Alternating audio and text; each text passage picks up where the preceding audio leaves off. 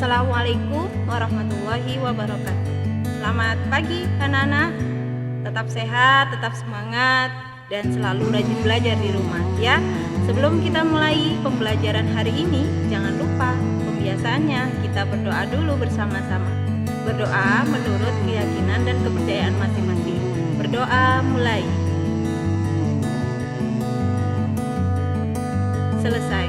Nah anak-anak, untuk hari ini kembali lagi dengan saya dalam materi yang masih berkelanjutan dengan materi yang kemarin ya.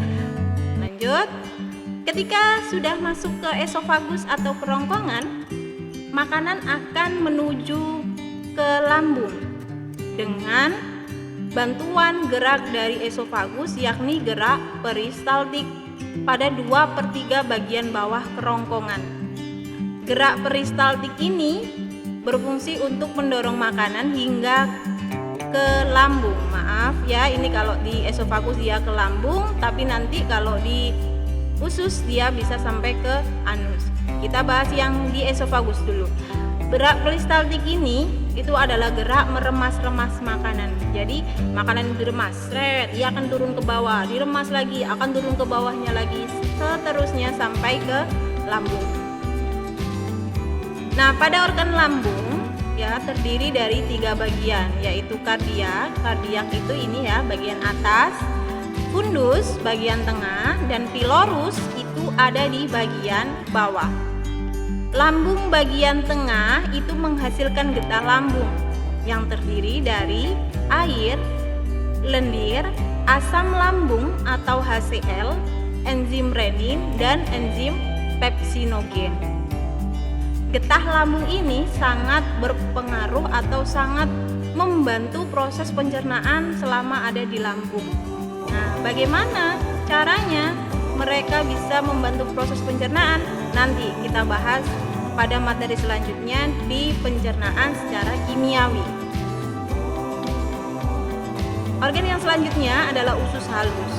Usus halus ini memiliki panjang sekitar 8,25 meter. Bayangkan, sangat panjang sekali ya yang ada di dalam perut kita, tetapi ini yang jarang kita sadari. Usus halus terdiri dari 3 bagian sebagian berikut. Yang pertama, usus 12 jari atau duodenum merupakan muara saluran empedu dan saluran pankreas, di mana panjangnya itu sepanjang 0,25 meter. Sedangkan usus kosong atau usus tengah atau bahasa ilmiahnya adalah jejunum memiliki panjang 7 meter. Dan usus penyerapan atau ileum panjangnya adalah 1 meter. Nah, ini gambarnya ya. Ini usus 12 jarinya tepat ada di bawah lambung. Setelah itu yang ada di tengah ini usus tengah atau usus kosong. Dan yang paling ujung ini adalah usus penyerapan. Ya. Kita bahas satu persatu. Usus 12 jari atau duodenum bermuara 2 saluran dari kantong empedu dan pankreas.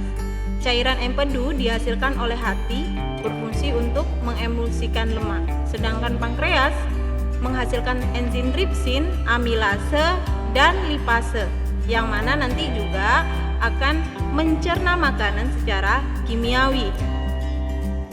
Nah, usus 12 jari ya, ini adalah gambarnya, saya kasih gambarannya. Ini adalah kantong empedunya, ini hati ya. Lalu di sini juga tersambung saluran dari pankreas. Ya. Selanjutnya ada jejunum. Pada bagian ini terjadi pencernaan terakhir sebelum zat-zat makanan diserap. Zat makanan setelah melalui jejunum menjadi bentuk yang siap diserap. Yang selanjutnya akan diserap di mana? Ya, dia akan diserap di ileum atau usus penyerapan. Nah, sebelum kita masuk ke prosesnya yang ada di ileum atau penyerapan, kita lihat dulu ya penampakan dari usus penyerapan itu sendiri atau ileum ya. Kalau ini dibuka, dalamnya itu akan seperti ini. Kita mulai dari luar dulu, ada lapisan otot polos, lalu di bawahnya ada dinding usus, di mana di dinding usus ini akan menempel pembuluh-pembuluh darah ya, yang nanti akan menyalurkan makanan ya, hingga nanti dibawa darah untuk ke seluruh tubuh. Di dalamnya ini terdapat lipatan-lipatan seperti ini atau yang disebut dengan villi. Kalau kita ambil villi ini ya, kita ambil sedikit, kita perbesar, maka bentuknya seperti ini, jonjot-jonjot usus atau villi ini akan terlihat ya permukaannya. Lalu di dalamnya ini terdapat mikrovilli ya, bentuknya lebih kecil lagi, dan ada sel epitel usus. Di bawahnya sini ada kapiler darah. Nah, ada dua ya. Yang satu kapiler darah ini yang warna merah, dan yang warna hijau ini adalah pembuluh getah benih. Di usus penyerapan ini ya terjadi proses penyerapan, dan banyaknya villi atau jonjot usus meningkatkan luasnya permukaan bidang penyerapan. Luas permukaan usus halus lebih dari 264 meter persegi. Nah, sangat luas sekali ya. Sekali lagi kita dibuat takjub dengan ciptaan Tuhan Yang Maha Esa ya, yang patut kita syukuri.